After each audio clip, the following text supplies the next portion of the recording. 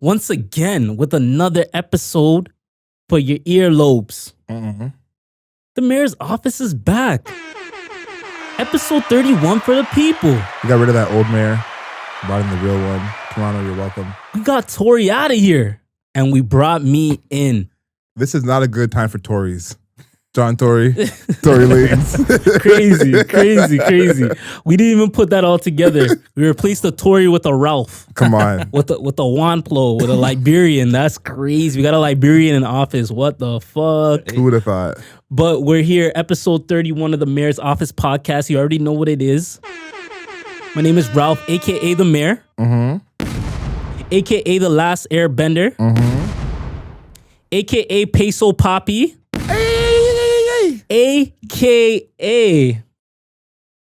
Single Yet Taken. Jeez. Yo, Single Yet Taken. That is the title of this episode. We hit you guys with the title of the episode at the beginning of the episode. How good is that? How many pods do that for you? It makes you guys want to stay for the entire episode, no? 100%. Yeah. You got to see what that means. But it's not just me here. You feel me? As much as I would love for it to just be me talking to you people, you guys might get bored. So I decided to myself, you know what? When I start this podcast, there's only one man that can handle the job of sitting next to me. Talk to him. It's your boy, Adriel Smiley Official, adrielsmiley.com, a.k.a. the Godfather. I take this responsibility very seriously here at the mayor's office. It's a bad year for Tories, bad time for Tories. Tori Kelly, we're keeping an eye on you. If something happens to Tori Kelly, then you heard it here first with this whole... When some good shit happens to Ralphs, let's all get together and make it newsworthy. We only recognize one Ralph. Come on, let's get serious about it. I'm trying to get to the point, actually, when I do the short film, when we keep doing the podcast and everything is going well, I want niggas to stop calling me Ralph. I just want to go by Mayor on road. Ooh. Okay. I just want to be, hey, it's Mayor. It's the Mayor. That's it. No Govy. I want to be like a Toronto hood man. I like that.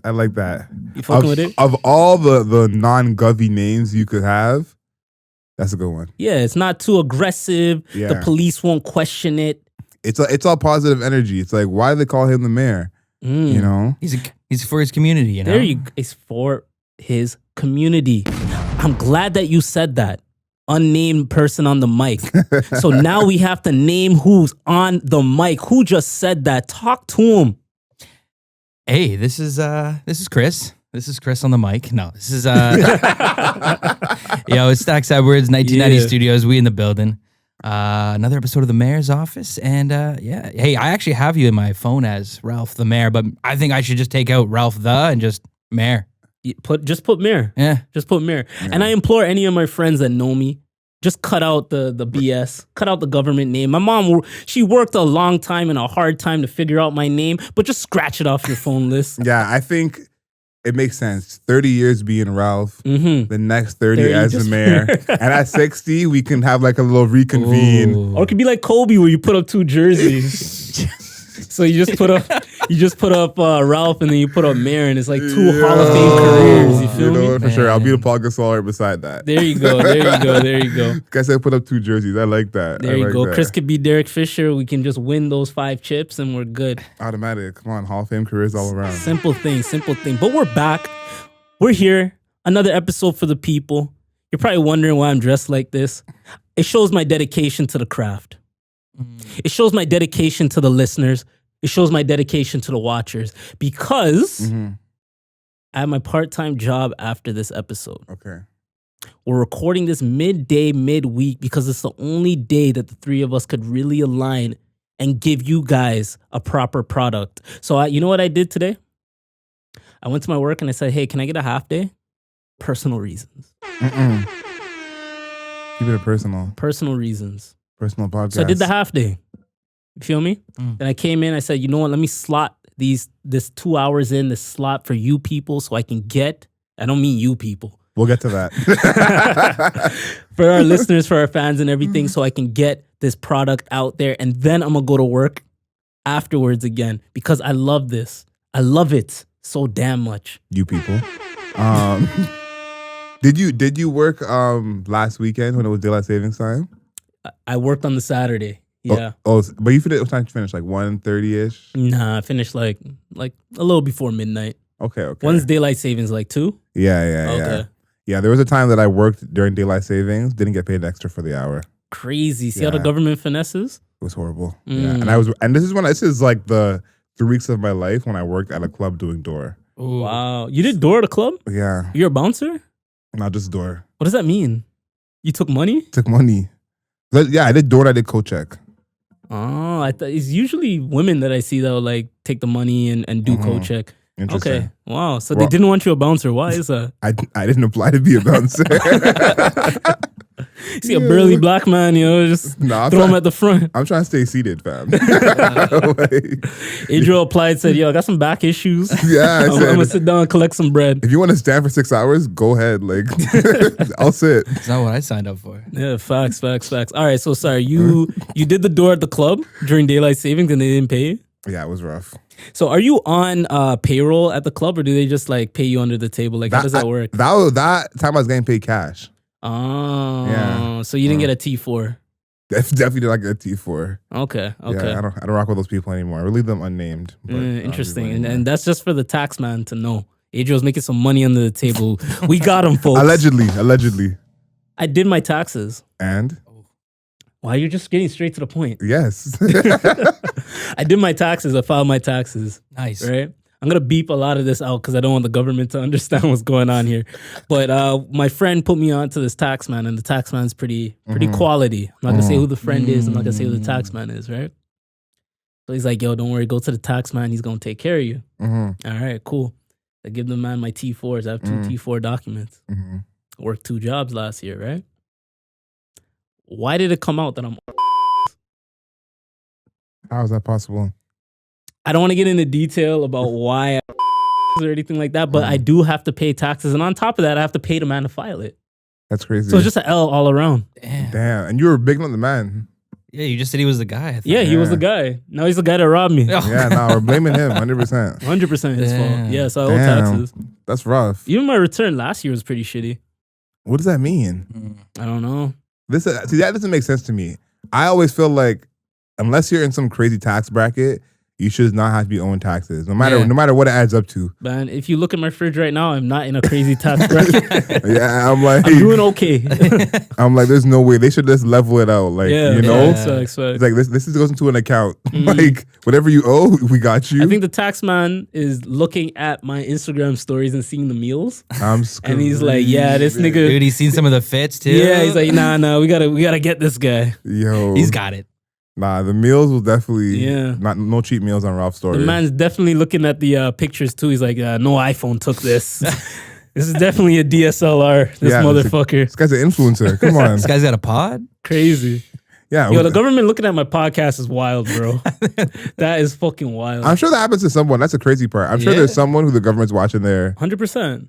Yeah. Or like rappers like looking at their music videos and shit. Listen, we've all been time coded here, so you know, we know how that goes. Yo, listeners are just gonna hear beep, beep, beep, beep, beep, beep, beep, beep. They're like, what is he even saying? What? It's gonna sound like Stephen Hawkins on his chair. Just beep, beep. That's all you're gonna hear, bro. I'm screaming. Remember the time when they used to have the beep on the radio instead of the like just not saying the word? Oh yeah. There were some songs that it was like, this is just aggressive. Like there were some 50 songs because they were just beeping on anything that was even suggestive. Yeah. You know, like he's not even really swearing, but he said booty. They said, nah, they know what booty leads to. And there's the whole song. You're like, what's the point of this? Yeah, now they're asking artists to make like secondary renditions. The radio edits. Yeah, the radio edits for their tracks. Yeah. One of the better radio edits I actually heard recently was Doja Cat by Central C. Okay. Have you guys heard that radio edit? Yeah. Okay, definitely gonna play it for you guys. Wow. 50 did a lot of that. That was something that 50 was a really big with. I mean, kids aren't stupid. If you listen to around the lyrics, you know what mans are talking about. Yeah. I'm gonna bend this girl over and like, come on, man. Oh my goodness. I wish I gave Chris the screenshot for this because the Illuminati is back. The Illuminati's back. Yeah, I'll send this to you afterwards. Did they ever leave? Well, they left me. Oh, okay. They left you alone. The Illuminati is spinning the block on me. It is spin the block season. That's crazy. Spinning the block on me. Someone followed me who had the Illuminati in their like bio or whatever. Yeah. I'm tend to believe that it's probably not actually the Illuminati. Yeah. But I just thought the idea of the Illuminati having Instagram was hilarious because they're supposed to be the secret organization. So first they texted you, Yeah. then they left you alone, Mhm. and now they followed you on IG. Yeah, I didn't follow back. You didn't follow back? Did not follow back. You left them on follow. Yep. You're treating the Illuminati like a desperate gal. Everyone knows that the more you ignore someone, the more that they want you. So I'm just applying those same tactics Really? to the Illuminati. That is not working in my life right now. Yo, that's how it works. So Okay. yeah, I'm taking it as like flattery. Like something's good about to happen for Did me. they slide in your DMs? I didn't get any DM yet, just to follow. Just to follow. Okay. follow. That's Yeah. usually how it starts. That is usually how it starts. Yeah, yeah. Follow then the like in the story. Mm-hmm. Once somebody likes my story, Then that's what it is. That's how they slide then in. they'll try to smash. Yeah.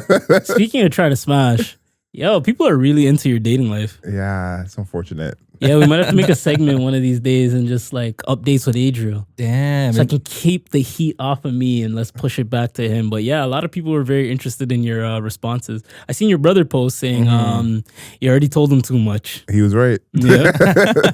He was absolutely right. So there's still snow on the ground, Yes. which means the roster is still active.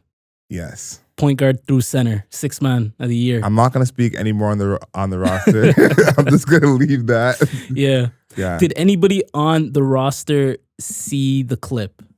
Yes, the clip was seen by people. Okay. Yeah. Well, did you get I'm trying to be really careful with my words. Mm-hmm. Did you get a negative response or a positive response? Well, I'm not gonna confirm or deny, but you can just imagine how someone seeing that, would feel. Adriel is the type of friend that if you get jammed up, you definitely want him to appear at your court date. 100%. Yeah, 100%. yeah. Okay. All right, so we'll stop talking about Adriel's roster.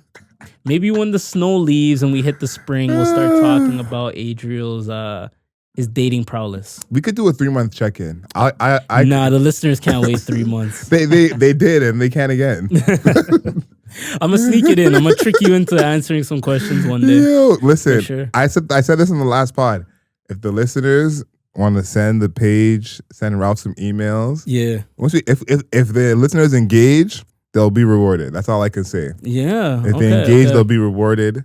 But I think for now, since they're kind of misbehaved at this point, a 3-month check-in is what's appropriate. Chris, I have an idea. Shoot. What do you think about this? We, in order to gain funds for the pod, we'll say quote unquote, we're really gonna buy bottles with it. But to gain funds for the podcast, right? To develop a better product, we can do an auction for a date with Adriel. Wow. What do you guys think about that? I feel like we're not going to raise a lot of money that way. What do you say? The money's gonna. I think we're going to owe money. It's gonna owe money. It's gonna be like me with the tax man. Yo. Damn, we're gonna have to start Literally. paying for girls to go out with Adriel? That's wild. Oh It might as well my just be a God. McDonald's. It's gonna go from Harbor 60 to Damn. McDonald's. We're gonna be working at McDonald's. That's fucking crazy, man. Yeah, we're not going to make a lot of money doing that. Sorry to tell you guys. Damn. Now, if it was Ralph for a date, That is, Ooh. we're making even less money. We're making even less money. We're going from McDonald's to Wendy's. no, I think it would be Carbon every day. Wow. If it was Ralph, I think there would be a lot of people interested in doing that. I I think doubt it, man. when we do our Patreon, that has to be the first thing that we put on there. I would be Ooh. down if I'm single. Dinner with the mayor. Mm-mm. I'll be down if I'm single to put myself on auction. If Like that's so crazy for a black man to say, put myself on auction. Yo. God damn. But yeah, I'll do it for the sake of the podcast. Why not? And we could televise it. okay, I don't know what channels are gonna pick it up, but No, I think that's a great idea. You said if, which makes me think that maybe you have other plans. But hey man, I'm praying to all the gods and all who the knows stars. who's out there for me? I'm praying that Ralph remains single for his mental health and for the content as well. For the content, it would be better for the content, I guess, if I was single. Yeah. For my mental health, it depends on the person that I end up with. Not everybody's gonna make me crazy, right, Adriel? Did you hear this guy? Listen, you're making a little romantic film and you think all of a sudden you're Romeo. Hey, This guy said, depends on the person who I end up with. Oh my God. You make me sick. Disgusting. This is why I want to go on a date with Ralph. He's gonna say shit like that to you. Yeah, true. It's like how's your day going? It's going much better now that you're here. Yo, I genuinely, you know what's crazy? Fuck. Miss here we Ross? go. Oh, man. I genuinely You're say really like fitting. positive things when I'm out with people, and they think that it's like this deeper meaning, and I'm like trying to get in their pants or whatever. Like I'm doing this to attain something. Yo, sometimes like, I enjoy the vibe. I'm gonna let you know I enjoy the vibe. But yo, that shit can come across a little corny, so I stopped doing that shit. You feel me? And I just like Enjoy the vibe in silence. Yeah, I'm enjoying the vibe in silence. Nah, I know those ones. You know what I mean? So like I stopped doing that because one thing I noticed is any woman that I've went out with and I'm too progressive in terms of like my positive conversation, they don't know how to perceive that and take that. So it comes off as like being too nice because they're not used to it. You know what I'm saying? Yeah. And then they become taken aback by it. But I'm fucking genuine with it. You know what I mean? So I don't know, bro. It's a tricky game to play out here, bro. Tricky game to play. Honestly, I'm all about the laughs. If you think if you think you're too cool to laugh, go. What are we doing? Take away yourself. That's all I got. You know what I'm saying? Like I'm busy. I don't have time for this. If I'll come here, we're gonna laugh and have a good time. If you're trying to be here and serious, talk Handsome about and hilarious. tell them. If you want to sit here and talk Callback. about some serious stuff, you have your friends for that. Chris, what were your moves back in the day? Back in the day, it was all laughs. That's like all I had. So like, if she wasn't laughing, it probably wasn't going well. Like, this is all I got. That's all I got, man. This is all I got, You know? man. Yo, You want to that's- see a few bar tricks? That's it. Laughs and bar tricks, but clearly it worked. Oh, So man, dude. yeah. Dude, I tricked her, man. Let me tell you. Oh, Yeah, I don't that's got a lot of moves, man. I got 3 moves. If they don't work, man, We I just listen, I have no moves. If you don't think I'm funny, we have nowhere to. We've been talking. I got about 3 moves that don't work. I show the dog, you know. Hey. Yeah, what about this? You know, fucking with this shit, and then it's over, man. If none of those 3 work and the dog don't work, then we're done, man. The mentality you got to take sometimes is like either I'm the most handsome person you've ever laid eyes on, but if that's not it, then you hate me and we shouldn't be speaking. That's kind of That's a good way. that's the energy I think that is appropriate. Yeah. Yo, recently I chatted with somebody and she has no red flags. Ooh. And it's like it's fucked up to me because I'm so jaded that I need to find a red flag. I need one flag to at least be like fuchsia or something. Some type of color that's not green. And A little it's just, amber. it is straight green flags. That's terrifying. So is that, you know what I'm saying? No, that's She's got terrifying. secrets. Is that a fault for me for not wanting to look into it deeper? No, I don't think you're crazy because here's how I look at it. One, it's like, am I delusional and there actually are red flags? I just don't see them because I'm wearing rose-colored glasses. 2, why I need to find red flags so bad? Like, someone could just be cool. I think that's what the dating scene has done to men and women. It's like if you're too positive, too nice, everything's just working out too well, something must be off. So usually for guys, from a woman's perspective, I feel like if a guy has too many green flags, a woman might sit back and think, no, this guy's too nice. He must be fucking down the place. You know what I'm saying? And then it might even be vice versa for guys. And it's in their mentality for a woman that has too many green flags. So it kind of sucks, bro, because you could find that right person and now you're overthinking it. Like, yo, what's wrong? Are they hiding something? Or like, am I overthinking? I hate that game. And the idea of like trust, like you're just deciding almost blindly that I just trust that this is actually you. Yeah, it's like, how am I gonna know this is actually you? I'm getting to know you, and you have all these green flags, but how am I gonna know that this is authentic? So you blindly just say, "Yo, listen, this is 30 games in a row. You're averaging 30, so I guess you're the MVP." Like, you know, are the stats fake? Is she padding stats? Oh, empty calories. So I don't know, bro. I don't know. You know what? I think that you just gotta trust it until it's not, you know, like I think here's how I look at it. Sometimes, and this is a part of it too, is like you're so used to red flags that you're like, you know, that gif of Fry when he's doing his eyes like Yeah, that. yeah, You're yeah, just, you know, like they do something amazing, and you're like, you're so cool. I love spending time with you. It's like, why? Why do you like spending time? Yeah, like, are you some type of wizard? Like, you know, like, you know what I mean?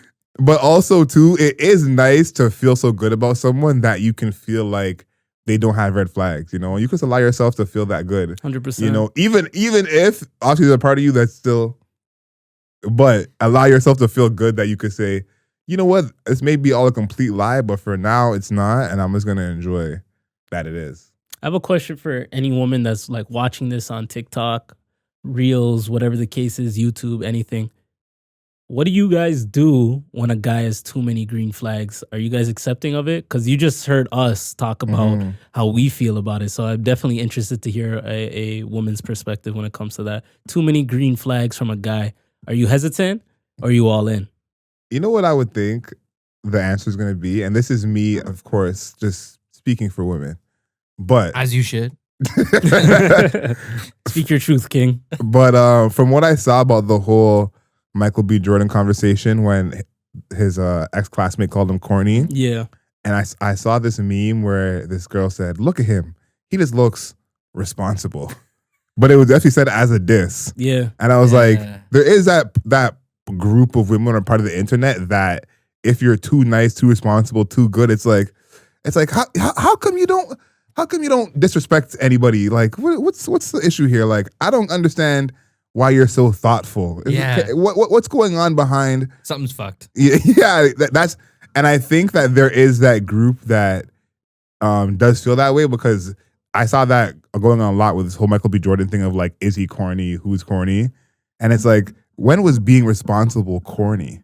You know, when is those type of things of being too nice, being too respectful corny? But people do find those things corny. It's true. So I think that exists. So there's a list on TikTok because there's a lot of podcasts going around, right? Oh my god! So there's this guy and he drafts a list of everything that a man shouldn't do from clips of women talking about men in podcasts. We need a Right? copy of that list. So hold on, I'm gonna pull up a copy of that list real quick. Oh, amazing! Man. Nah, have you seen any of these, Chris? No. It's pretty good. You'll be watching like a normal clip that's like either a podcast or a content creator talking. Yeah. And then halfway through, he'll stitch it and just go over to his note, and it'll be number like 79, and it'll think things men can't do, and it will just be the dumbest thing. Nah, it's I follow amazing. this guy. I just gotta find him. Nah, it's amazing. And some of them are very much like. Is it a lot of like pick me, choose me type girls? There's a lot of stupid shit on there. Bro. There was one where this girl was saying how she gets the ick if she sees a grown man chase after a ping pong ball playing beer pong. and I found him. Yeah, and the dude was like, I've done that so many times. Yeah. All right. That's wild. So here's the list for you guys. There's a lot on here, so I'm just gonna say a few of them real quick for you guys. I actually want to get a woman on the podcast to answer this, some of these too. So, Well, we'll be having one on podcast. okay, soon. perfect. All right, so I'll tell you guys a few things masculine men aren't allowed to do according to social media: eat bananas, eat kale, I'm screaming. eat salads, Damn.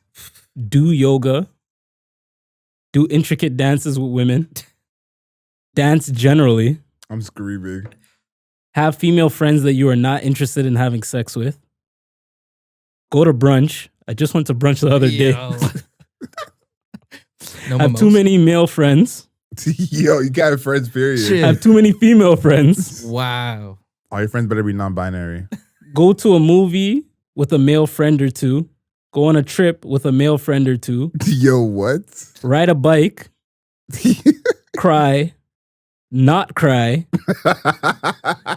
I'll give you one last one. Blow on hot foods or liquids. I'm Wow. screaming. You just gotta get burned, man. It's just what it is. Just got Yeah. Oh my None of that. god. That's so funny. yo. You know what I think the problem with the internet is a list like that is hilarious, but that list is coming from people really saying all those things. Yeah, these are all like non-satirical things. These are dead serious podcasts that he's taking these clips from. Yeah, that's the part that makes it crazy is that people are really saying this. Shout out to Uzo, the creator. That's who I follow on TikTok with that. Yeah, oh my goodness. That's quite the list, man. Yeah, bud. I think we got to do some kind of content piece with that list specifically. Definitely. We should cross-examine a Yeah. few women and see, like, is this list accurate in your opinion? And I think there's the thing about the list that's funny to me is that I think every man has a few things from that list 100%. that he actually believes himself or believes that women believe. You know, that he's just like, I'm never eating a banana around my girlfriend. Like, she's never catch me putting a banana in my mouth. Like, there's definitely certain things on that list. I wasn't eating bananas around my ex like that. Yo. There are some things on that list that I never it's had like, a lollipop around my ex. Man, nothing, never yeah. enjoyed a glizzy. Nah, never enjoyed man, a I went straight glizzy burgers, experience. bro. Straight burgers. But I don't believe none of that shit. Like, No, it's all toxic, bro. Like, all Yo. jokes aside, like, I am completely aware that this shit is toxic. Yeah. And I'm completely aware that it's fuckery to have that mentality. Part of it is coming back from like a Caribbean mentality. Like, it's just over at like homophobic vibes. Yeah. So then your energy just growing up like that is within that lane. How I always explain growing up Caribbean is like, you'll be called gay for only having one girlfriend. It's like, That's crazy. it's like you only have one girlfriend. That's kind of fire. You're gay. It's like, no, Fire. tell me that's not accurate though. Like, Yeah, for sure. that's the energy. So that's like the energy. That's the energy we grew up with. Of like, yeah, 100%. So freaking funny. Yeah, this video we might have to add this one in later too. Mm-hmm. But I wish you guys had seen this. But Donald Trump said that there are 2 N-words. There are 2 N-words with like. And the other Tell one, me the context. Tell me. well, he was doing his little. I think it was his first like campaign because he's gonna run again. Yeah. So he was, getting people hype, and he was talking about the weather balloon, about that whole thing, and people being worried, upset about that. And he goes, "There are 2 N-words. We all know the first one, can't say it, and the second one you can't say too. We've been hearing it all over the news. Nuclear, nuclear, nuclear." So nuclear is now on the same level as the N-word. What? Yeah, he used to call nuclear the second N-word. That's crazy. I just don't know how you tie those things together. He didn't have to say that. No. It's like, it's a part of me, I'm like, either he's a phenomenal writer or the dumbest person ever. Like, To some people, it's both. Yeah. like To some people, it's both. two N-words and Damn, I'm just a nuclear nigga. Is this what it is? we got to beat both of those out. That's crazy. But there's a lot of potential Americans that will vote for Trump that are afraid of both N-words. So, That's a good one. so let's just keep it at Choose that. which side you're on. Yeah. Yeah. They're probably more afraid of niggas than nuclear warheads. Yeah. That's wild to me. That's the crazy part, that you're not wrong. Like, it's like, yeah, atomic bomb. Yeah. A black man minding his business. Oh. Let's call the cops. Damn. Man. No, it's absolutely not. I think he could win again, honestly. Yeah, it's definitely potential for that. His following is not wavered in any way, shape, or form. Yeah, I worry about America, honestly. I worry about that place. They only won the first time. I'll give my dad. My dad called it from super early. He was like, listen, he just won 2 or 3 states. He ain't supposed to be even getting 10% in. Yeah. And he might actually take this. And he was like, yeah, he's going to win it. He's going to be next president. Amen. And I thought it was all cap. Yeah. He about to do it again. I am trying to eventually be a Oscar award-winning director in my future. So I need the Republicans and the Democrats on my side. So That's a fact. let's not be the political podcast. That's facts. You cannot win it without them. No, facts. You cannot win it without them. There's probably some Republicans on the fucking Oscar ballot 100%. or the committee or whatever they call No, it. mad Republicans. Yeah. Oh, for sure. Let's keep it this side of the border. The Junos just happened. Mm. Do you guys care about the Junos? That's my first question. Go ahead. Oh, no. Yeah. Who's gonna say no first? Yeah, I think that's what I don't care about the Junos. No. I've been starting to hear rumblings about I don't want to mispronounce his name, Simu Liu. Oh yeah. The actor from Shang-Chi and some other properties that you guys, Kim's Convenience and stuff. I'm starting to hear rumblings that he's not like the nicest person. I've heard that too. So like I don't know him personally. It's just a lot of things that I like hear and see articles of. So that kind of turned me off from the Junos. So I want to hear some positive interactions that he's had with people. I don't want to make the Junos about him in any way, shape, or form. But I was just never a fan of watching the Junos. I appreciate the Junos because we need more things in Canada that we can like get behind and shit. We Mhm. don't have a lot of options. Yeah. I didn't watch the Junos.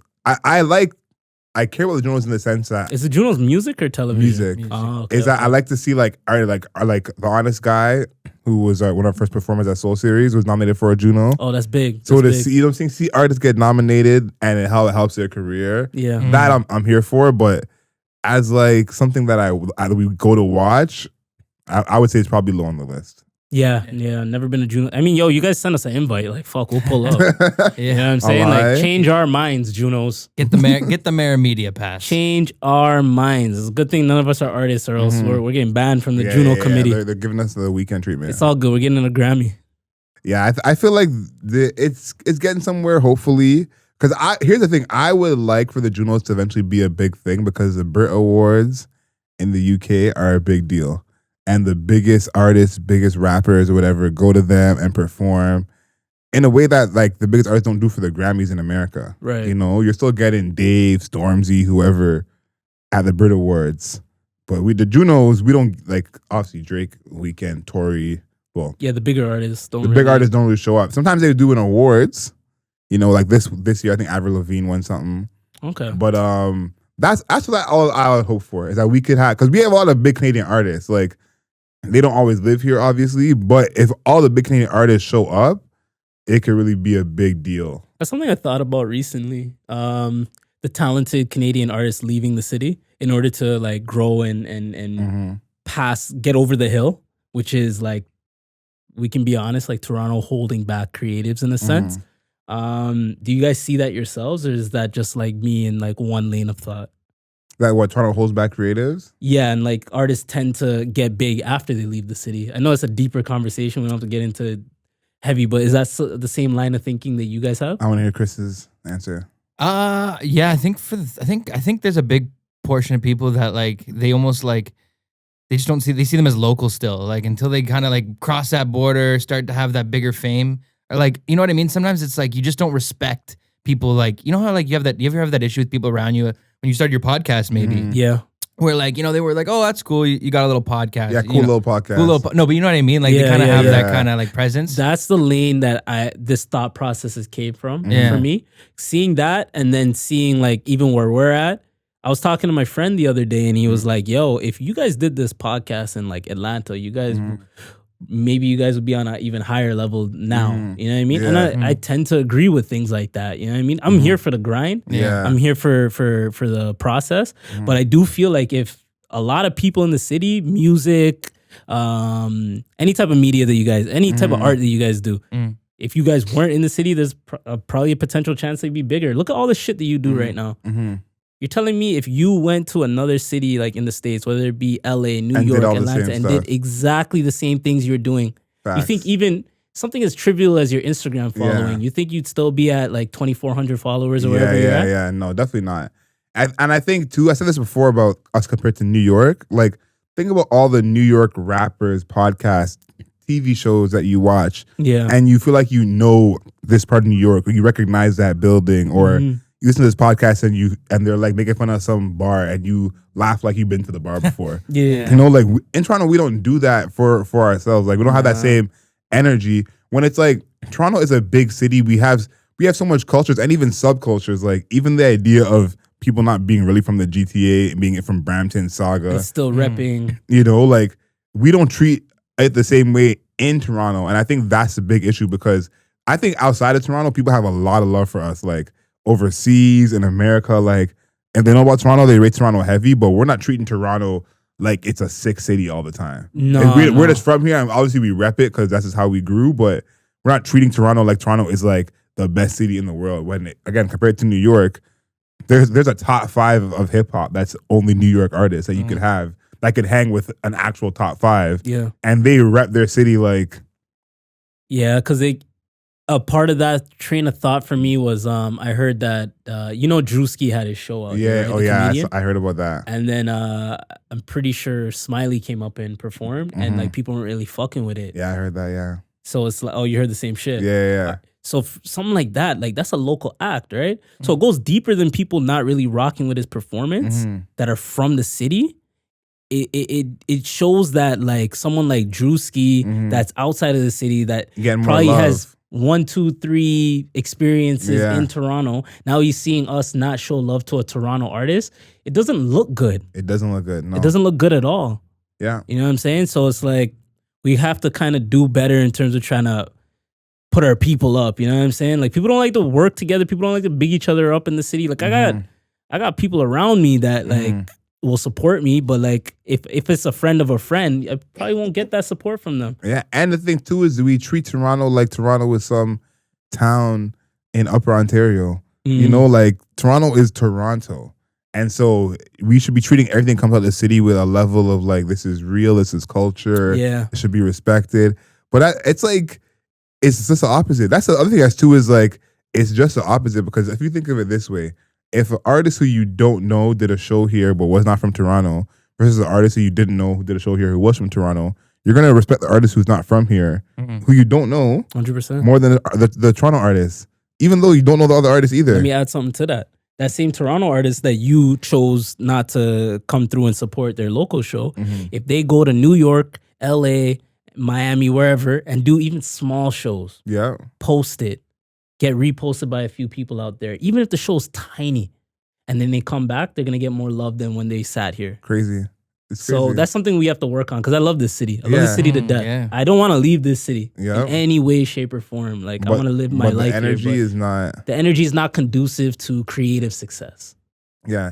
I think the bigging up ourselves is the main thing for me that I Super feel like important. is especially because there's so many of us doing like Different things. good things. So Yeah.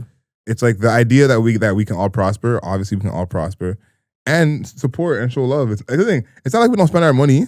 Like you know what I'm saying, spend your money for the Toronto artists, spend your money for the Toronto love. Like that's the thing. I just feel like we're treating it so like. It's like you know what it is. It's like when your auntie starts a business selling candles or something. What? Nah. Explain. Nah, that's how people treat Toronto artists and Toronto art. Yeah, like, yeah. you know what I'm saying? It's Yeah. like I'll rock with you because like you're my auntie, you know, Yeah, like But I don't really want candles. yeah, I don't really want candles, you know. Mind you buy every candle existing. Yeah, yeah. And it's- Bed, Bath, and you know what I'm saying? Beyond. You know what I'm saying? You spend money on candles all the Yeah. time. You always have candles. Your Yeah. crib smells blessed. Your auntie sells candles. Crib smells blessed. I'm not really into candles like that, you know. Yeah. And it's like that's how people treat Toronto artists. Like you listen to podcasts all the time. Yeah. You know what I'm saying? That they're not talking about where you're from. They don't know your story at all. Like Yeah. they're from the UK. They're from Australia. They're Yeah. from wherever. And you listen to podcasts. All of a Yeah. sudden, Toronto podcast. 100%. I don't know. I don't. Yeah. So that worries me, like with the WNBA game that's coming here. I don't want us to get into a mode where we just latch onto something quick and then just drop it or start hating on it. I see with a lot of restaurants, like a restaurant will come through, has a good idea, good concept, everybody's fucking with it a little bit, and then it just takes 2 or 3 bad reviews and nobody's fucking with it the same way. I've seen that so many fucking times. Over with. So now here it is. WNBA got a game coming up in Toronto, right? Mm-hmm. Amazing for the city. Yeah. Sold out in minutes, right? It's going to be great for everybody to come on and go there. Yeah. You know what the next step might be? Mark my words. Toronto, Get the we got to team. get the team out there. We got to get a team out there, and that will be big for the city. Yeah. My only worry with that is that interest going to die off? Are we going to maintain that same interest throughout multiple To seasons? see the that's the thing. That's a good question. Yeah. Good So I question. would love for that to happen, but I'm afraid if it doesn't happen. It's been a very long time since we've had to welcome a new team.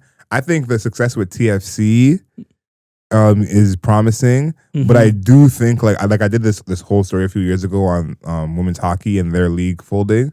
The history of women's sports doing well on a professional level is not good, and you know the WNBA is the most successful professional women's league at that level because they are directly supported by the NBA. Yeah. So if they're gonna have the support from MLSE, I do think maybe they'll be fine in a sense. Yeah. Because that is a huge conglomerate that knows what they're doing. But us as guys that will like watch live basketball and care about basketball, we will go and watch games. It's kind of up to the casual person, the casual one that has the money. Because usually like these tickets, I don't know the WNBA cost. I'm pretty sure it's going to be even more expensive than the regular WNBA games in the States. Yeah. But usually, if you want to watch a Raptors game, you have to have a little bit of change. Yeah. Usually, the people that have a little bit of change for Raptors games or even big concerts are people that aren't really super fans of what the sport or the artist, right? A lot of business stuff. Yeah, it's a lot of business stuff. A lot of people like impressing clients. There's a lot of people that just have the money and want to go for a night out. The real fan kind of gets excluded from that, right? So hopefully, and I foresee this, a lot of people that care about basketball end up coming to the games. But you know, Toronto in the summertime, there's not a lot of sports options, like live sports options for us to watch outside of the Jays games. Yeah. And the CFL games once in a while. Like, how often have you gone to a CFL game?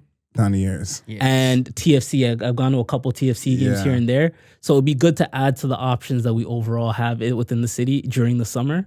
Yeah. So we'll see how that goes. I think it could. So go ahead. No, I'm just agreeing. Like, yeah. I think it could be a different energy too. I think about when J. Cole's here playing in those Scarborough games. Yeah. Obviously a smaller gym, but I think that it could have a different energy of a basketball game because you got to look at as well the G League games are pretty decently attended, and as well you can sit courtside at a G League game and sometimes see ex NBA players you know. Yeah, our current Raptors. You know, well on the other teams as well, like guys on the teams who are players you know pretty closely. So I think that there could be something there with the women's team. But my question is, where do you think they would go? Like, where would they play? Yeah, probably where the 905 plays. I think that might be the best option. That's what I was thinking too. Hershey Center, I think. Hershey Center in Saga. That might be the best option. Or I know there was some summer games that were being played, like pro-am games and stuff. They're being played close to where the X is. I forget that gym. I know what you're talking about. But yeah, that might be an option. But there's no way the WNBA team is going to be profitable, like being in Scotiabank Arena every single night in the summer. Yeah, it's going to be a lot. So hopefully. But then Saga's out of the way. I don't know. We'll see. I would really love to see them succeed. But my main actual fear is the actual basketball because the WNBA has super teams now.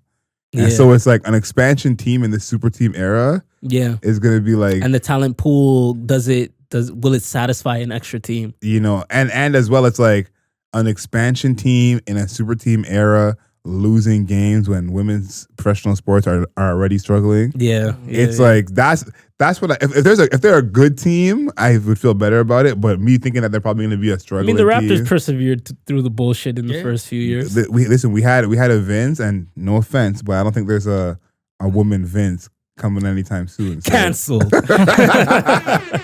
You know, like Vince is the best in-game dunker in the history of basketball. Canceled, just like that. Boom.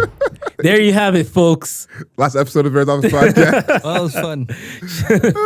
That was fun. We had a good ride, guys. We had a good ride. No Vince Carter in the WNBA. Somebody's going to get mad about that for sure. Even though it is factual. Yeah, so that I think saved us, but that's my worry. From like when I used to hoop for real, we would be at a lot of like girls' games just because either like same team, practice with them, whatever. We'll be at the games. And like you said before, like our enjoyment of the game is from being like hoop fans, you know? Like if we weren't hoop fans, I'm sure we feel very different about the hooping going on, you know? But because we're hoop fans, we're like, oh yeah, look at that pocket pass. Like the little things. You know what I mean? Do you get tickets? No, so I tried looking up the tickets and then it wasn't up. Like it wasn't fast enough for me. Oh, yeah. So you're out there. Yeah, and then the tickets I really wanted, I'm like, I'm not paying this right now. Yeah, it's gonna be a good game though. It's gonna be exciting. It's gonna be exciting. I would love to see it though. I would honestly hope that the WNBA would like, you know, it has already grown, and I think it is on its way to becoming like a credible sports league in the same way that some of the men's leagues are. Yeah. But I would love to see a team here that does well. That'd be dope. That'd be amazing. That'd be dope. I wonder if they tapped in with any of the like, you know how there's like Hoop Queens TO. Oh yeah. There's like some really good women's leagues. You know? Yeah. That's what I'm saying. Like for like women hooping in Toronto, like. Yo, like that's. I went to a Hoop Queens game. Like, shout outs to, I think her name's Kessa. Yeah, Kessa K. Yeah, shout outs to Kessa K. Like, I've never personally met her or anything, but like to see what she's been able to do and grow, big shout outs to her and everybody that's behind Hoops Queens for sure. Yeah. Hopefully we can all connect one day. 100. But yeah. Hoops Queens been doing their thing for sure. No, I think it could be successful. Like I got my fingers crossed. I hope something becomes of it. But I would love to see that. I would love to see that. If that becomes the second team in, Canada is the WNBA team, I'd be happy to see that. I think they got to stay in Toronto though. I think location is going to be huge. Even Mississauga. Because think about it, that can be another corporate thing that the corporate just to get some money in the right. Like that's going to fill some seats. Mm-hmm. Yeah, we'll see if there's a gym that can handle it. Then fuck it, let's do it, bro.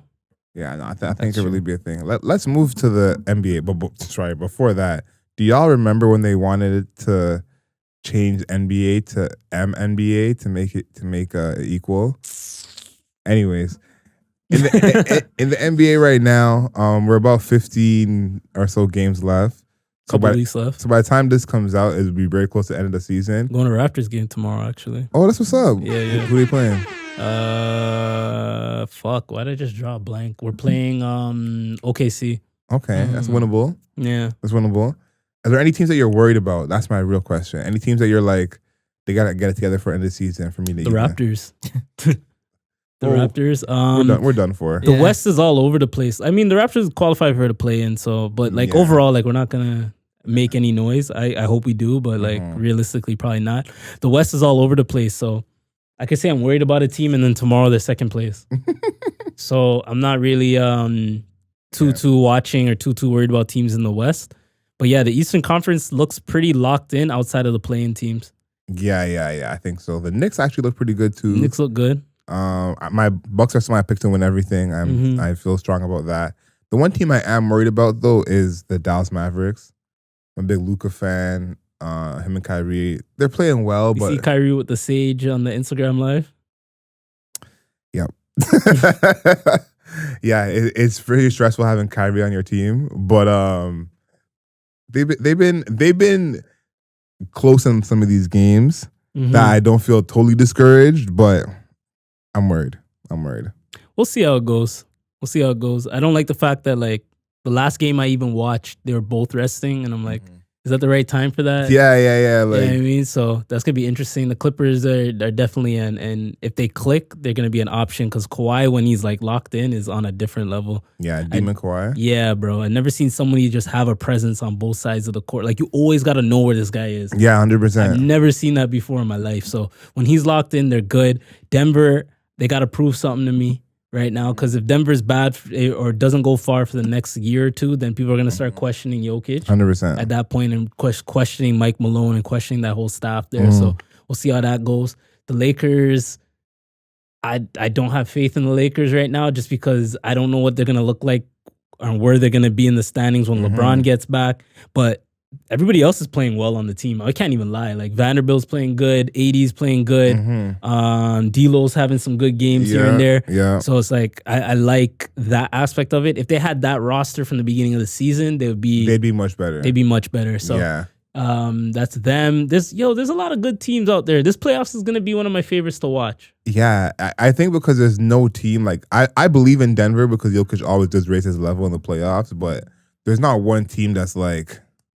Yeah, facts, top of everybody. I think Kawhi and KD are, going to be the two best players in the playoffs. Yeah, in the West. But Kawhi is looking like an animal right now. Yeah, he's going crazy the games he plays. And he's other than KD, he's the only one who can reach that level in the playoffs where it's like every game. Can you imagine you have a salary job, right? It goes by quarters and it goes by like sales projections and shit like that, right? So you have this salary job and at the beginning of the quarter, you don't have to go hard, but at the end of the quarter, you have to make your sales. And every end of the quarter, you go crazy, but you don't do shit at the beginning of the quarter. That's Kawhi. That's Kawhi Leonard, bro. So then your manager... Your manager's ready to have that one-on-one halfway through the quarter, and then you're number one in sales every year, every time. Number one sales. It must be very frustrating to be a Clippers fan. I think the Clippers might have ruined their chances by getting Westbrook. We'll see how that goes. I don't want to keep shitting on that man. Nah, yeah, it's been better. Yeah, but Westbrook, stressful to have him on your team. Crazy. Not. Here's the thing, man. I just don't want the smoke with the Suns. That's the one team that is like. Gotta see him healthy though. Who? The Suns. No, for sure. But even without Kevin Durant, I still don't want that smoke. I feel that. Yeah, like let's stay with the West, man. Let's talk about my boy. It's a parade inside my city, yeah. It's a parade inside my city. That was a good one. How do you feel, man? I saw he's going in counseling. Yeah. I saw he's going in counseling. The man's 23, bro. He's 23. Just turned 23. Yeah, so I have faith in the fact that he is making so much money and he's gonna be such a prolific player in the NBA that he's gonna get it right. He's gonna figure it out. He made mistakes, but he's gonna figure it out. At least he didn't shoot anybody. You know what I mean? At least he didn't do like a criminal act. Fair. But at the same time, yeah, he needs to fix up what he's doing. It might just be a conversation with the niggas around him at the end of the day. You're 23. I don't really see too much struggle on you like that. You don't need to portray this. Maybe the people around you had some struggle. Maybe your boys dealt with a 1-2 and you, through connection with them, you felt like, you know, you're a part of that. But it's like, yo, sometimes you have to sit down and have that conversation and be like, yo, yeah, like keep that shit away. We're making real money now. And the thing too is about things being on the internet. That's the thing is like all these cases happened to him. They never found the gun any of the times. Yeah. There's gonna be no charges. You don't need to have your gun on Instagram. That's my thing. Is like who's it for? He's in Memphis. I'm sure he's carrying a gun. Like it's open carry, I think. Yeah. But on Instagram is like you could think of people you know in real life who are putting their guns on Instagram. You know who those people are. Yeah. And so it's like that's the thing to me. But on top of it, I do realize that they are the third youngest team in the NBA. Their oldest player is Steven Adams. You know how old Steven Adams is? He's like what, 28, 27? 29. Like your oldest player being 29 is like, okay, you guys are a young team. And I heard they don't even listen to him when he's trying to correct them on shit. He's from a whole different culture. So I can kind of understand how he's been as well as like the surroundings around him in terms of a team aspect. But I think we're forgetting this is who Ja is. Like, if you look at all Ja's press pictures and like any commercials he's done, he's wearing his freaking yellow and whatever grills. Yeah. In all his shit. So it's like, I do feel bad that everyone is saying, oh, he's not tough. He's trying to be tough. But it's like, Ja has shown that he's a different like type of athlete and star than That's most. fine. But here's the thing now. You got to cosplay as a nice guy. You got to put that costume on. I don't think you got to switch. I don't think he has to. I think if you have contracts and if you have sponsorships, you kind of have to do that, bro. Because at the end of the day, you're still a nigga to some of these people. Some of these big companies, you're still a nigga. So as soon as you act niggerish, but that's what I'm saying. It's about the showing the gun, because he got all these deals still being him is what I'm saying. He got all these deals still being him. The difference is him trying to show, oh, I have my gun or whatever. He could still be him. But here's the he can still be him. Obviously, the stuff he's doing is wild, like no question. He's doing some wild shit. Yeah. But he was him when he got these contracts. You know, I think that's part of it. How many years has he been in the NBA? This is his fourth year, fifth year. This is his fourth year. Most of these deals probably came in his Nike deal just kicked in. Yeah. His Powerade deal, they're already starting to pull that. So I say all that to say this: all his deals are fresh. So even if he didn't put the gun up, if he portrayed himself in a certain way for a certain length of time, no thuggery.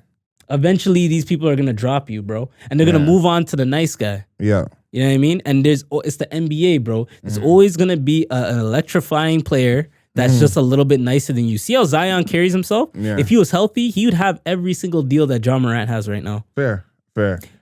Take another step further. He would probably get a shoe, but Nike wouldn't back him as much if Kyrie wasn't on the shit that Kyrie was on. Oh, for sure. So you got to think about that. They literally announce your shoe when they drop Kyrie. So that goes to show that they will drop a nigga at the drop of a bucket, bro. Yo, drop of a hat. You know what I mean? As soon as you act up or you act out of line, I'm not saying do not be who you are. I'm not saying coon it up or anything like that. But at the end of the day, you have to like carry yourself in a certain way. For sure. You're a business. You're a business, and then your family is going to have to eat off that because that's generational wealth at the end of the day. 100%. So you need to sit back and tell your homies, yo, we got to switch off of that. And that's the thing. Jalen Rose said it best, that he's the leader. Everyone's talking about his dad's not talking to him. His friends are doing this. He's the leader. He's the breadwinner. Yeah. And so if he says we're not going to the club, then they're not going to the club. Straight up. You know? And two things I think we definitely got to remember. His 5-year contract, $231 million, has not even started yet. You want to know a crazy thing about that extension too? Mhm. That a lot of people didn't Shout out to my boy Richard. You showed me this. If he doesn't hit all NBA first or second team, I believe, I think he's out like a certain amount of money. Damn. And right now, if the Grizzlies keep him away and doing counseling for a he's certain amount of not time, making any. the voters are gonna forget about him, and then he might end up being third team. No, he's not. He honestly, he might not make any of the teams. There you go. He's missing all these games after you're That's like missing $50 games. million gone. Yeah. So it's a lot to think about. I think too, Kyrie was a good test case for this, of the players who do things that the public doesn't like, or are cancelable.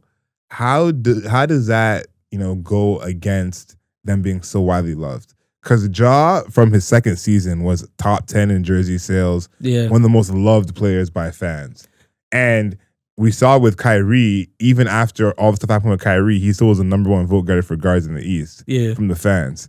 I don't know if companies are going to come to him, but he remained popular while stuff was happening negatively in the media. I think the things that Kyrie did is more forgettable than the things that Ja did. Okay, that's what I want to see how that goes. I think people already forgot about how much bullshit Kyrie had to deal with for a retweet 100%. because it was literally nothing. It was so insignificant. Like the actual act that he did of retweeting was so insignificant that people already forgot about it. People already forgot about all the vaccine shit because Kyrie wasn't the only player. Yeah. So people done forgot about it. Nobody even talks about that At all anymore. But now, and there's no pictures of a man not coming to games. Now I can just type in Ja Morant and then I see a picture of him with a blicky. Like, what are we doing, a baby bro? blicky. A baby blicky, yo. That gun looks so small, bro. That's the crazy part. Like, that was crazy, a tiny ass gun, bro. That's the crazy part. Yeah, that's what I want to see. I think you're right, and that Ja will not be as popular as it was before.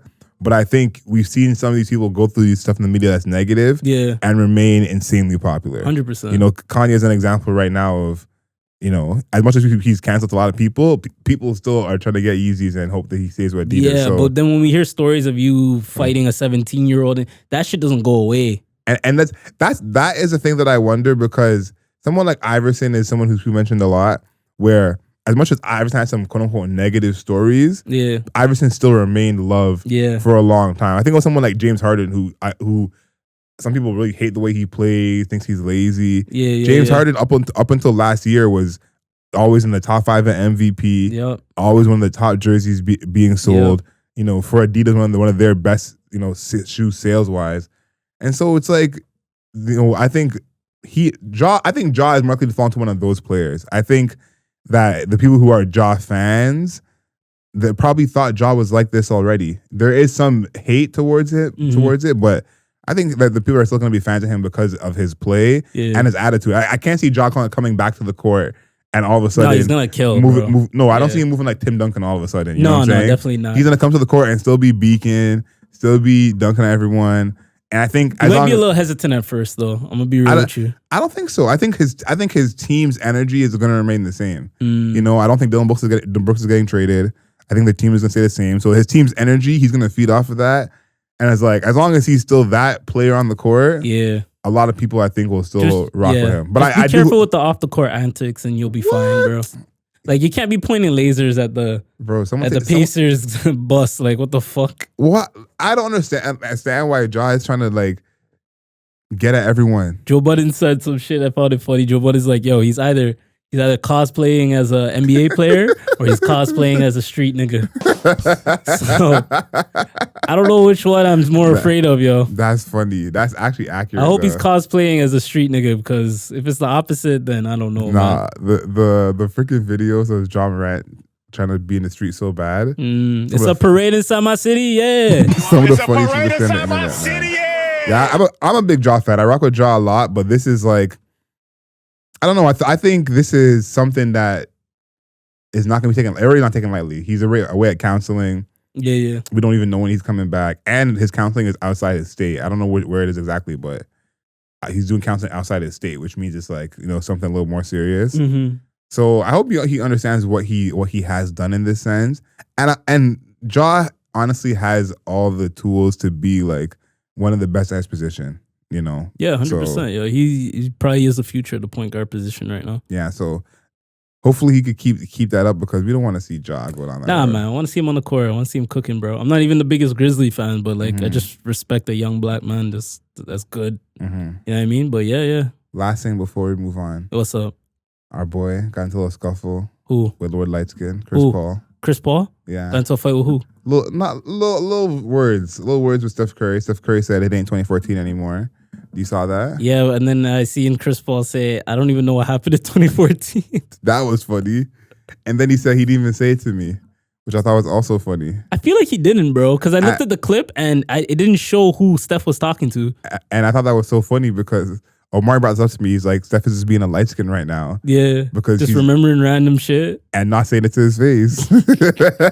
I don't know what man did to Steph in 2014, yeah. I thought that was so funny because who won in 2014? The Spurs. No, the Clippers. Well, the Clippers beat the Warriors in the playoffs. Oh my God, but yo, Steph, you're still holding on to this? You done beat this nigga into submission. Bro, he has no rings and you have 4. The last 10 years you've been beating this nigga. And Chris Paul is my favorite player. Yo. So it's like you've been beating his ass, yo. Like, but I love Chris Paul's reaction because like Steph Curry hasn't beaten his ass for a decade. Yeah. But the man Chris Paul said, did he say it to me? Did he? I don't know who else was on that team in 2014, bro. Who else was on? Funny. Who else did Steph play in 2014? They ain't nobody out there. Nobody else. On the I thought that was so funny. It's clearly for Chris Paul, but if you watch a clip, he didn't say it to Chris Paul. He like yelled it and said, he just said it to the crowd. And you know who this is for. He just yelled it to some random 9-year-old that wasn't even born. He yelled it like you yell for and one. You know, you just like and one. It's a 2014. Yo, some people do that shit. You ever play with people that are hooping and they're just yelling at random shit, bro? And you're like, you're relaxed. You're not the main character, bro. No, we had one of those in runs actually 2 days ago. A bunch of young boys were talking crazy, and we're just like, yo, y'all gotta be humble. Like, yeah. I went to play ball a few times at this LA Fitness by my crib, and like that LA Fitness is mostly inhabited by younger people, like high school, like early college and whatever. So we'll be playing runs with them youths, and like we're all like 29, 30, whatever. We're playing ball, like we're not even talking, nothing, yo. Yeah. These guys are like, yo, these old heads, man. These old heads this, these old heads that. I'm like, yo, what the fuck? So then if we're like doing fast breaks and getting layups and getting steals and like playing like hard, they're like, yo, look at these guys, they're trying hard.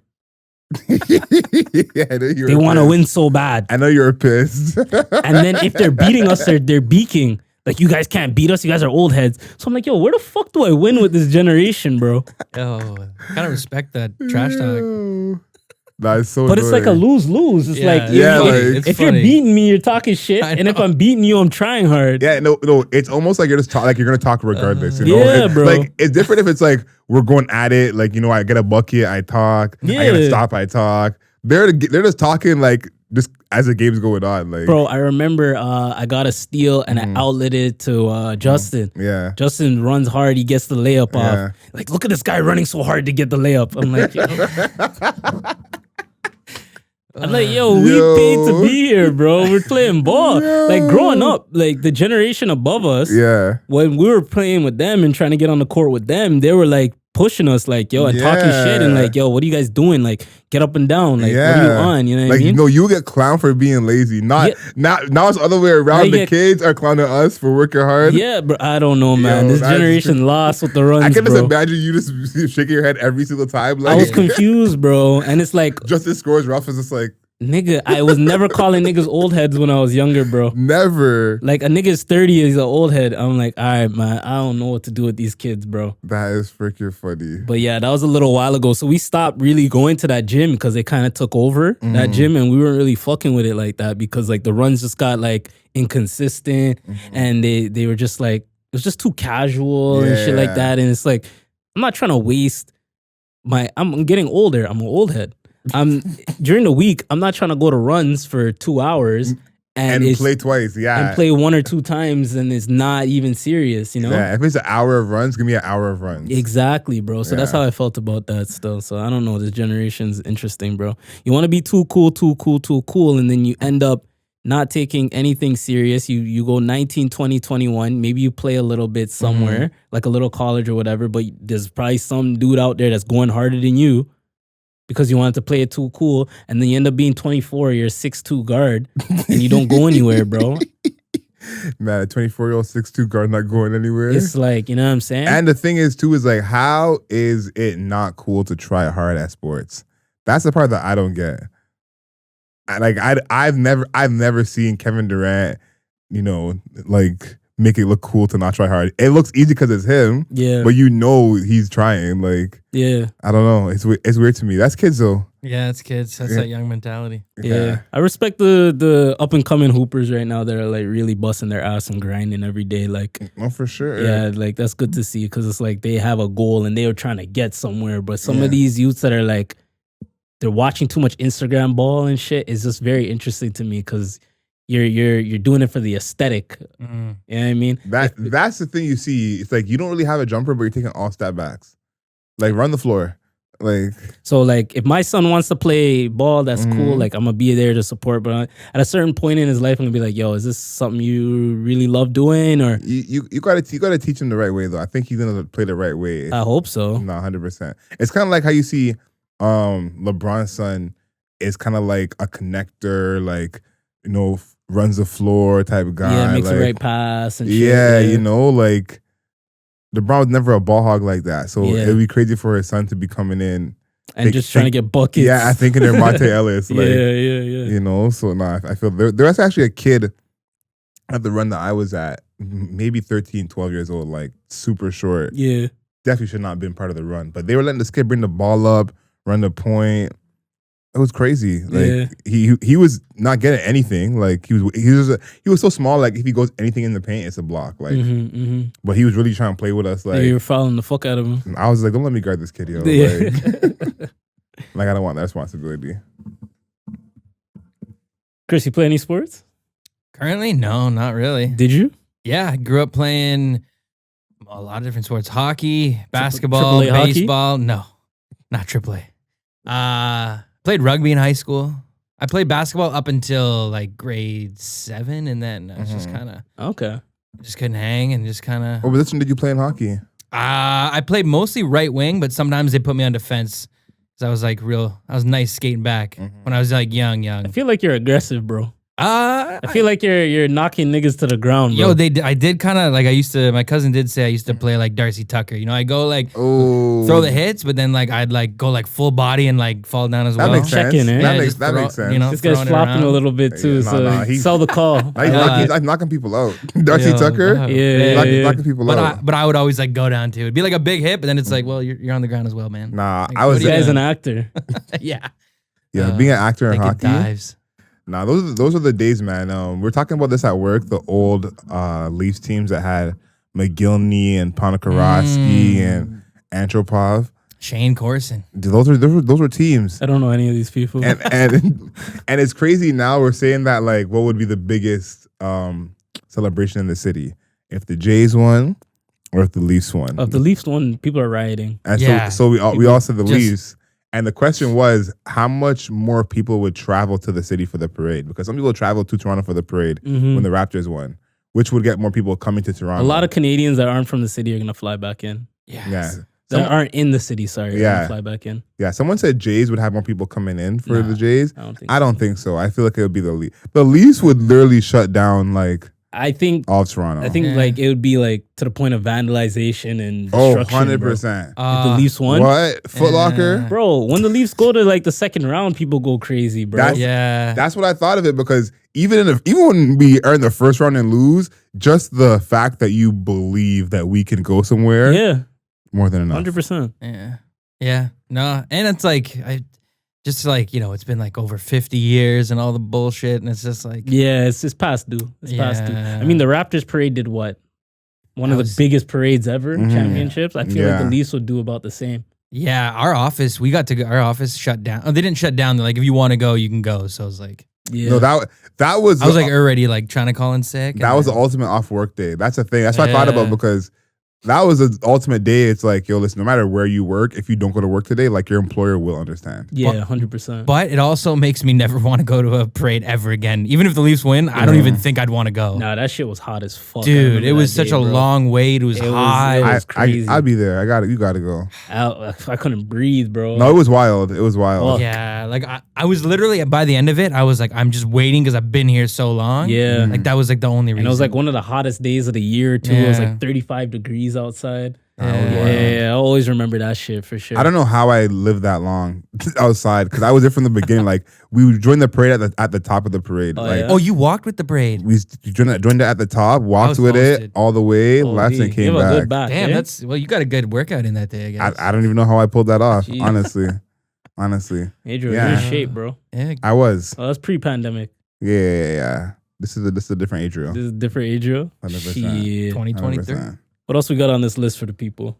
We gotta talk about the Oscars really quickly. Yeah. Everything, everywhere, cleaning up. I told y'all, go back on fucking 10 episodes ago, 15 episodes ago, whatever it was. I told niggas. I said everything, everywhere, all at once. Watch it. I told mans. That I'm so happy to see the love that movie got, because that's one of the best movies I've seen in years. And that's one of the last movies I saw in theaters that, like, right when I saw it, I was like, nah, I would watch this again.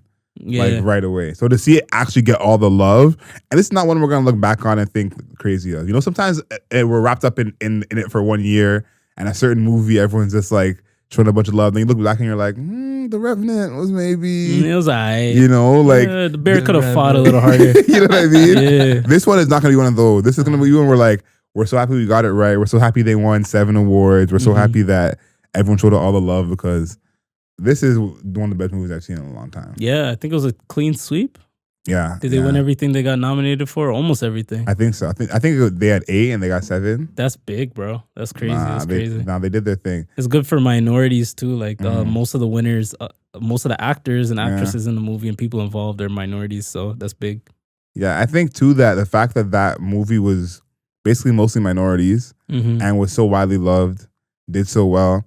And also because a movie like that specifically wouldn't be made by the whites like that, you know, like it's just this is what it is. Like, I'm pretty sure white people made the movie. no, I'm saying like the tone of the movie. Oh, if it was all white got characters, you. if it was a white movie, Oh, I understand. Nah, it wouldn't be the same. it wouldn't be the same. If it was like Jennifer Aniston and Matthew McConaughey, it wouldn't Yeah, rock with it like the same if way. this was Christian Bale and Scarlett Johansson, like you know, it probably would still slap. But even white people. yeah, as much as we could think of. If it was Cher and Madonna. If it was Robert De Niro and Pete Davidson. But I like that part of it, because that's something people haven't really mentioned as much. They're more just excited for minorities winning these awards. Yeah. But even that like tone of the movie to have the race be a part of it and a part of what made it good.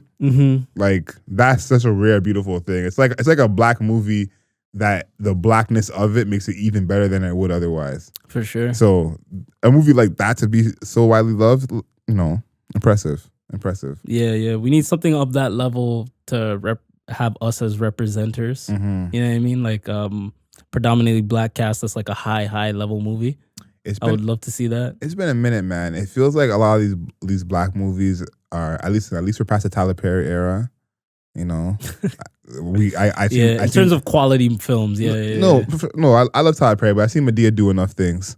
we don't need to see Madea learn to play basketball. Like we don't need to do any of that. Yeah, that might be the next one. Shit, but and as well the slave movies. Everyone knows. I'm over the slave movies now. You know what I'm saying? Like over the slave movies, and the new thing is this like black rom-com thing that I do like. We love black love.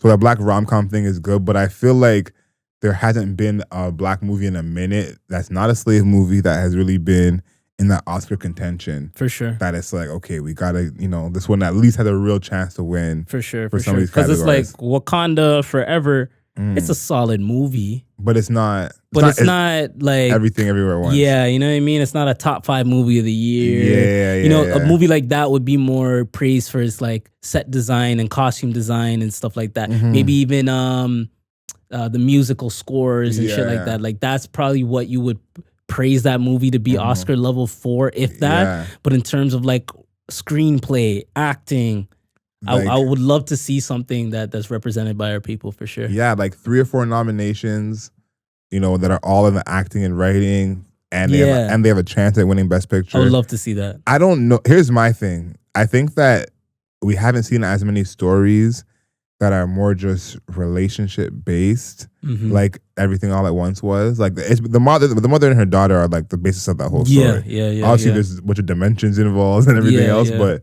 that's the basis of that story.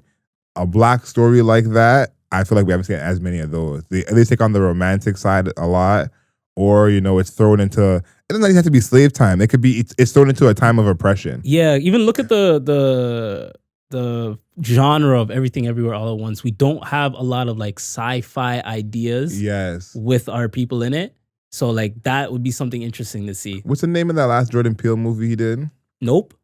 Yeah. What's it? Nope. Yeah, it was Nope. With the UFOs. Yeah. That is like that's the closest that we really but get. Even I'm saying even just that kind of content and subject matter to just get away that from. Was interesting to me. That should get away from the oppression. Yeah. And the romance. It's like, can there be? Bro, there's so many Black actors that I just have them typecasted in one role. Like growing up, like there's certain actors that are like, oh yeah, he's a prisoner, and he's gonna be a prisoner in every single movie that he's in. Or the one dude who's always an abuser. Or one guy is always an abuser. The one woman that's a strong Black mother. Angela Bassett. Yeah, exactly. So it's like I would love to see us diverse and kind of get into these different roles. So things like the MCU exist to get Black people more into like the sci-fi genre. Yeah. But yeah, I would love to see that a little bit more. Just more in-depth stories that have nothing to do with a connected universe. And exactly. You know what I mean? Just something good that we could sit back and watch that can get nominated for these awards. I'm not saying we should pander to the Oscars. No, but there's something that is of the quality. Of the quality, exactly. Yeah. Because I thought it was with Creed. I still haven't seen the new Creed yet. Have you seen it? I haven't seen it yet. Apparently it's good and it has a lot of anime vibes to the fight scenes. I heard, yeah. Which when I heard that, I was like... I'm a big fan of the Creed franchise. I love the sound of that. And I know that Michael B is actually really into anime. He's not a phony. So yeah, excited to see that. But as good as people are saying Creed is, I don't think Creed's going to be in any Oscar talks, Probably not. Maybe Michael B for Best Actor. I haven't seen his performance. That's maybe, or Jonathan for Best Supporting. I think Sylvester got a supporting actor nom for one of the Creeds. I think it was either the first or the second one. Yeah. And that's like, Sylvester Stallone, no offense, is extremely not Black. And so... I couldn't tell. So it's like...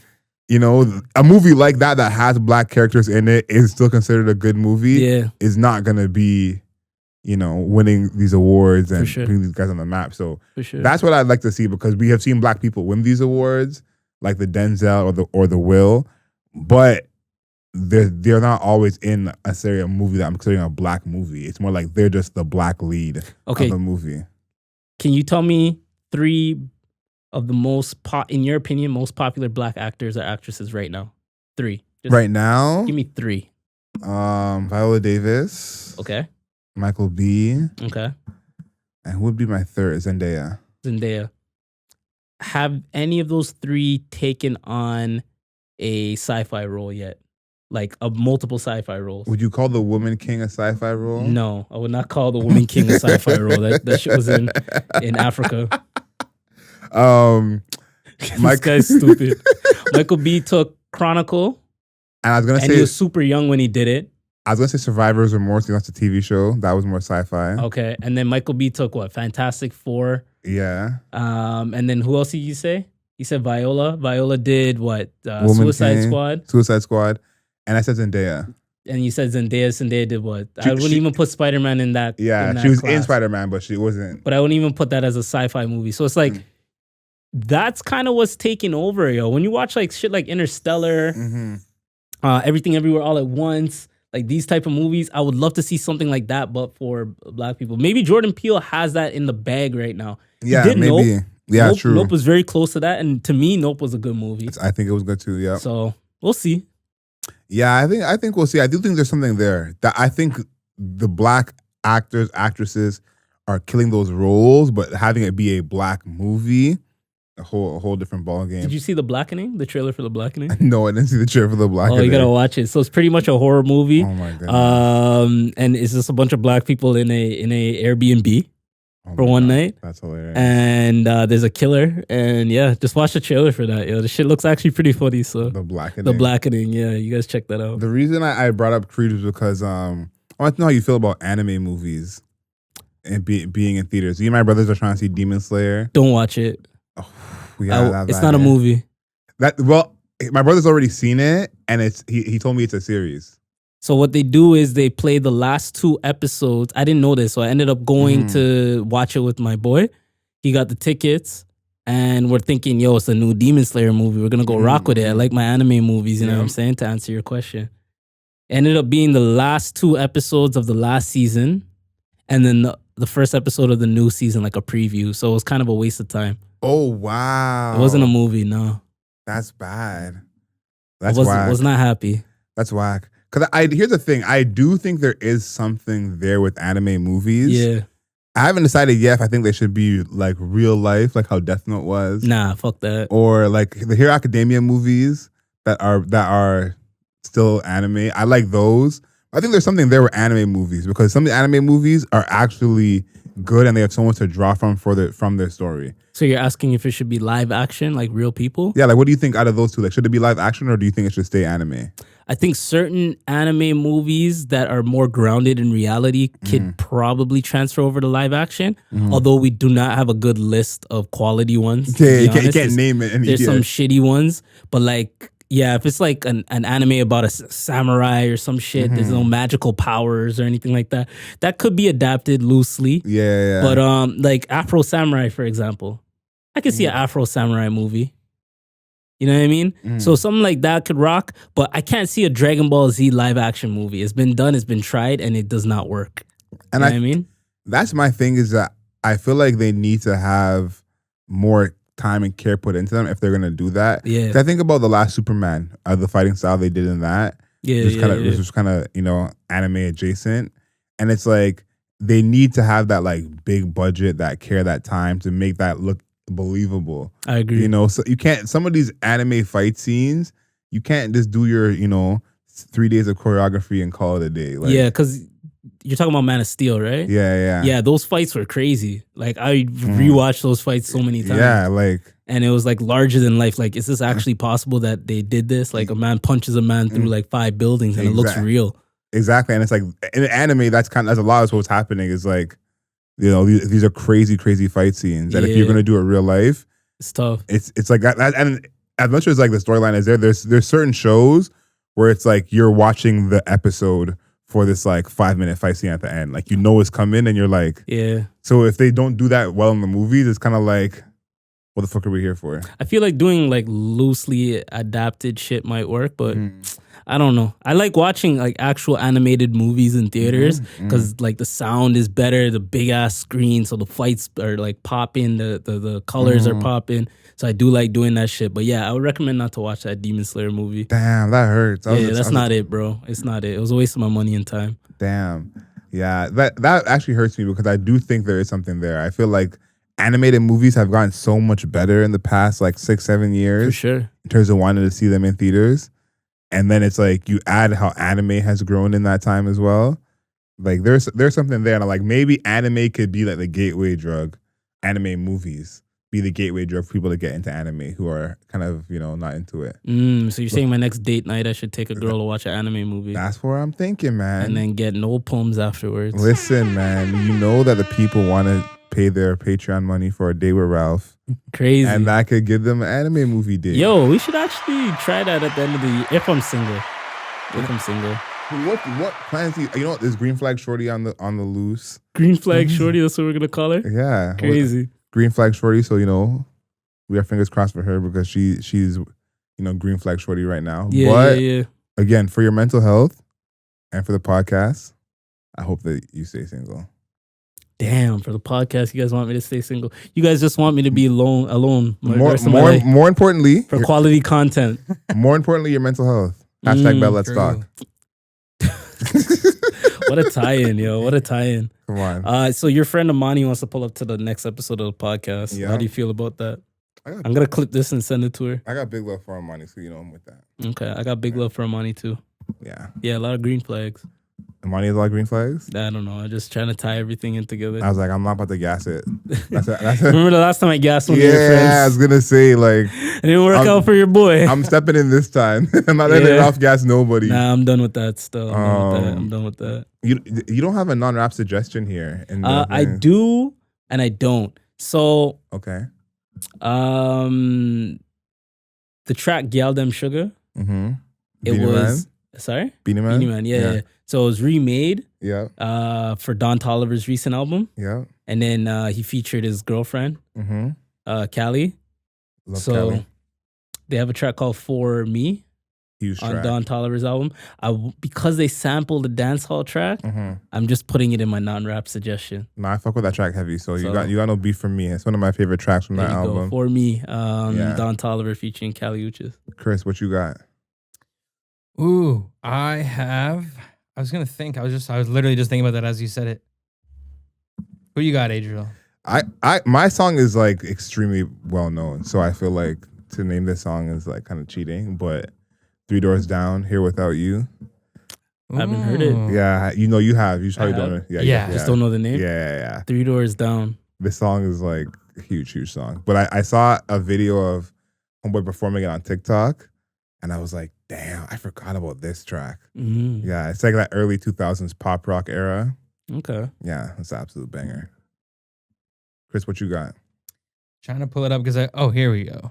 Yeah, Inhale, Exhale by Skrillex off his new album was decent. Skrillex has a new album out. Yeah, he dropped out 2 back to back. Oh, I saw that he was in the studio, but I didn't know he dropped his album. Yeah. Okay. Yeah. Skrillex, definitely one of the early goats. Yo, I showed my nigga the Yachty tape. Yeah. He was not happy. Ah. He was not happy at all, brother. Yeah, I've heard some people not like it. Yeah, he was not happy. I'm like, yo, he's innovative. He's switching up the culture. He's like, nah, that nigga said he's pretty. I ain't fucking with that. I can't be listening to that. So What ASAP said it is cool, and Yachty said it is what? Hey man, you know what I mean? So there's that. Oh, yo, you know Chris interviewed me the other day. Yeah. Oh, how'd it go? Yeah, it went pretty good. We got a little too casual, so the conversation ended up being a little long. You pulled the old me and Chris. Yeah, I'm like, you know what? You and Chris have all this time together. Let me keep him for as long as I can. So we just started chatting. Let's just have some chats. Listen, if there's ever a pod breakup, I want to get Chris in the divorce. Imagine just putting the line in the middle here. Hey, man, we take Chris in the switcher. That's crazy. That's so funny. That's how Chris gets paid more. He'll just make us beef, and then we'll have a bidding war. Oh my god! Over him. Don't kill me. Just wait till I start my clips channel of you guys and just, Oh my god, the clips channel. That's wild. just all out of context clips to make, like, just start the beef through clips. Yeah, Chris should do a clips channel with everyone who he does a pod with. Yeah. And just post clips out of context. Like, this is a part of me. What did I say earlier? This is me speaking for women. And Chris goes, of course. Yo, did you see that picture that got posted with Chris's other friends? And no, I missed it. The podcast picture? No, I missed it. The one I put in the group chat? Oh, that one. I did see that one. Yeah. But I was looking a little cozy, yeah. It's a tight space. I was looking a little too cozy there. Man, Chris was definitely comfortable. Chris was hella comfortable there, yo. I see that, yo. No, I actually laughed out loud. I was like, put an arm over him, yo. He was trying to stay focused. So Chris, like, what are you doing over there? Yo, get away from him, yo. Bro, I'm editing, dude. Yeah, okay. I'm editing too. Allegedly. I want to do a double up podcast with them. You should holler at them. Tell them pull up, yo. Yo, they do it. They do it for sure. All right, shout outs to, how do you pronounce it, Cento? Yeah, Keeping It Cento. Shout outs to Keeping It Cento podcast. Yeah, we just did a live shoot with them at Pinatas Tacos. Yeah, I saw that. Yeah, there you go. Peso Papa needs to pull up. Gee. Yo, they got good ass tacos too, I will say. Oh, they're proper. Did you guys have to pay for them? No, I didn't at least. Okay, all right. Chris That's is getting the influencer benefits, yo. That's all that matters. If Chris doesn't have to pay, I'm happy. There you go. Yeah, I saw you getting your little steady cam on. Yo, trying, man. Yeah.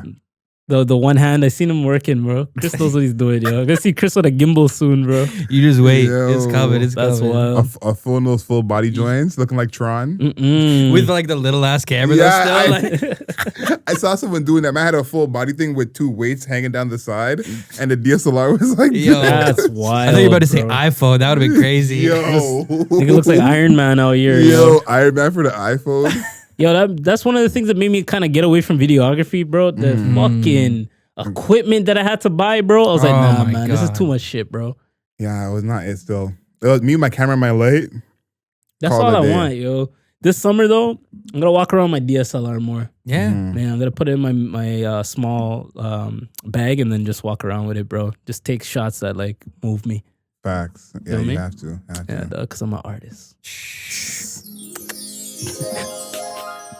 And with that, do you have a creator showcase? Yes, I do have a creator showcase. Actually, we mentioned them not too long ago, but the Keeping It Cento podcast. Shout outs to them. These guys. Let me do that all over again. Don't want to get canceled. Ask me again, buddy.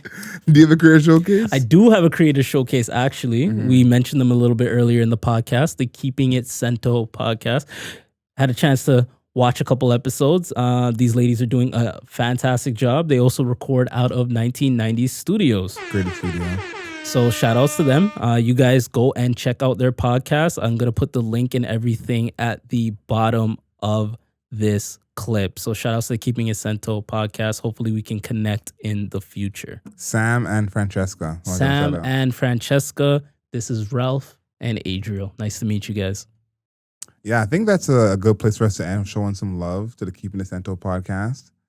After we just pissed off all the women from the WNBA take. Now we're Slap one back in. Listen, we had beef with Soka. You had beef with Soka. Say again.